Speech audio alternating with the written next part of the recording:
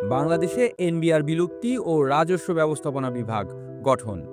বাংলাদেশের রাজস্ব খাত নিয়ে দীর্ঘদিনের সমালোচনা ও সংস্কারের দাবি অবশেষে বাস্তব রূপ নিতে শুরু করেছে।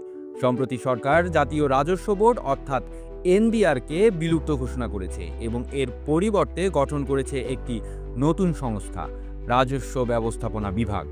এই সিদ্ধান্তের পেছনে মূল উদ্দেশ্য হচ্ছে কর ব্যবস্থাপনার জটিলতা হ্রাস, দক্ষতা বৃদ্ধি এবং রাজস্ব আহরণকে আরও স্বচ্ছ ও আধুনিক করা। বিগত বছরগুলোতে এনবিআরকে ঘিরে নানা দুর্নীতি, অদক্ষতা ও রাজস্ব ফাঁকি দেওয়ার অভিযোগ উঠেছে, যা জাতীয় বাজেট বাস্তবায়নেও নেতিবাচক প্রভাব ফেলেছে। নতুন রাজস্ব ব্যবস্থাপনা বিভাগ হবে একটি স্বশাসিত অথচ জবাবদিহিমূলক সংস্থা, যা সরকারের অর্থ মন্ত্রণালয়ের অধীনে কাজ করবে। এতে কর আদায়ের প্রক্রিয়া সহজতর হবে বলে ধারণা করা হচ্ছে। ডিজিটাল প্ল্যাটফর্ম, করদাতা বান্ধব নীতিমালা এবং স্বয়ংক্রিয় অডিট ব্যবস্থার মাধ্যমে কর সংগ্রহ আরও কার্যকর করার পরিকল্পনা রয়েছে।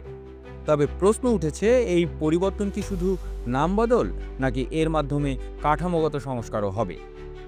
বিশেষজ্ঞরা বলছেন, কেবল প্রতিষ্ঠান পরিবর্তন করলেই হবে না, বরং বাস্তব সংস্কার দরকার।